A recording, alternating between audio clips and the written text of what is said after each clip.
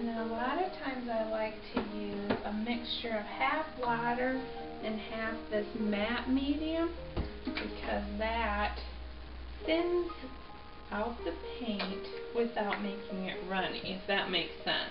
Makes it more transparent without being runny.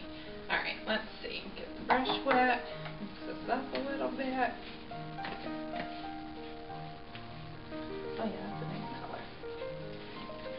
So, you know, I think I'm just going to slap a little on and see what happens. Pretty color with this. Just going to keep it going.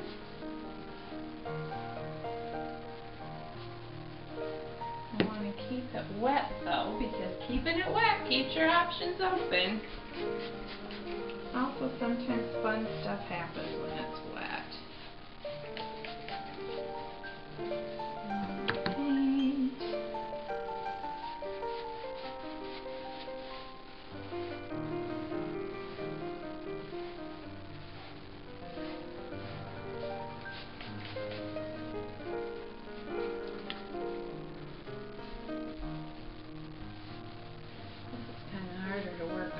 Some of the art I do, because this is kind of a big piece. I've done a couple bigger pieces than this, and I kind of like doing the big pieces. They're fun.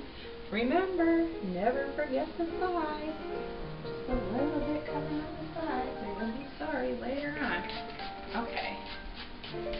Very cool. Very cool. I'm going to bring it down a little bit. Yeah, that's good. I don't like the brush marks showing. When the brush marks show, it kind of takes the mystery away.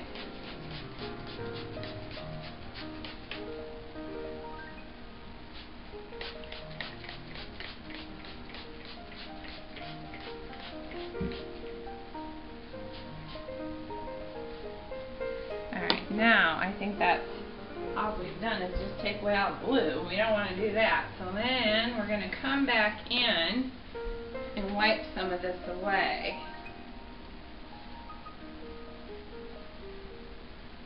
You kind of want to do it random. Oh yeah, that looks cool. Okay, while I'm doing that, then I think we're going to turn this off and let this dry, and then I'll have to come back and we'll go for the next round. I put the titanium buff mixed with the gold on, and then I also put a little bit up here on these circles because I just wanted them to go away a little bit. They were just a little too bright, so I'm really liking that. Now what we need to do is get some of these warm colors, like maybe a purpley red, and pull that in through here to connect the two, and then I'll probably end up bringing some more of the green and the green yellow down through here too, because right now it seems disconnected, but as soon as we put some of these warm tones down here, it'll pop right back. So what I've done is I've taken some violet oxide and some really great purple and mixed them together and got this kind of really nice, almost lipstick color. And let's see, I think I'll come over here. Put a little on. Ooh, it's bold. Bold, bold, bold. But all we need to do is take a little water and squirt it down and keep all the edges. Oh yeah. This is going to be good because it really, I'm going to try messing with scraping it a little bit too and seeing what happens. It might be kind of fun. So this is just a credit card that's cut, and you can just use it as a tool and scrape it down. And it does, keep the edge, it does really give it a different faded look. Alright, I don't like the way this top is looking. I don't think it needs to be so much of that color, but I like how the bottom is looking. So I just need to get some of the top going. Oh yeah. Oh. I can't wait to show you this, but I'm not going to be able to pick it up until it's dry. But this is what it needed. Yes! Now I can't wait to see what it's going to look like.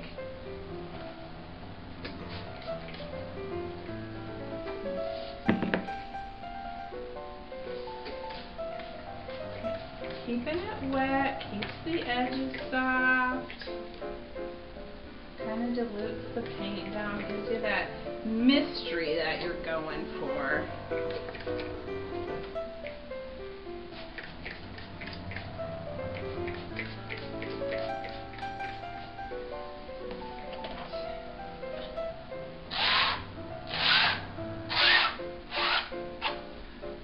One thing I like about this is you really can't control it, you can't predict it. But then that's what makes it look cool, is that you can't predict it. I need to take a little of that off. Oh yeah! Very excited! Can't wait to see it dry, because that is going to make a huge difference. One thing, when you get the canvas this wet though, you really have to keep your eye on it. You can't just let it dry and come back, because if you let it dry and come back, what happens is you might get some pockets of almost like a puddle look. So as it's drying, you have to keep kind of coming and looking at it. Some of this you just have to kind of do by feel, you know. There's no right, there's no wrong. It's just the way you feel about it. Oh yeah, this looks good.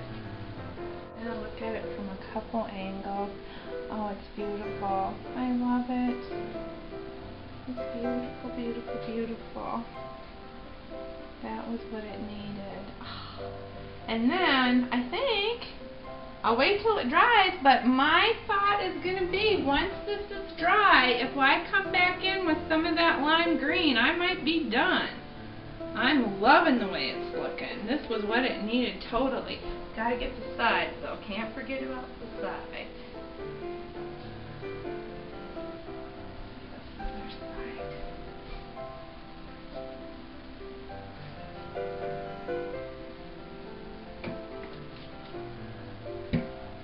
Oh, this is gorgeous.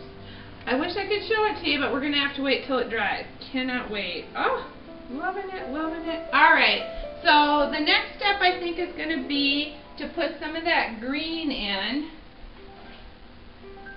and then we might be done. Yeah, perfect. Can't wait. Okay, let's let it dry. Okay, here it is. What do you think? Isn't it cool? I'm loving it. I love how this is turning out. But we need to connect the green down here. So what I thought of doing, because it got the circle thing going, is I think I'm going to do some just outlines of circles, kind of like they're dripping down. Put the chalk on there just to kind of get a feel for it. I think that's going to look pretty cool. Yeah, something like that. And then maybe take this line all the way down with them. I think that's going to look good. But I'm going to do, so I've done it in chalk just so I get a feel for it, and I can imagine what it would look like in green. But now I think what I'm going to do is actually do it. So I'll do it, let it dry, and then we'll take a look at it. As you can see, the piece of art is completed.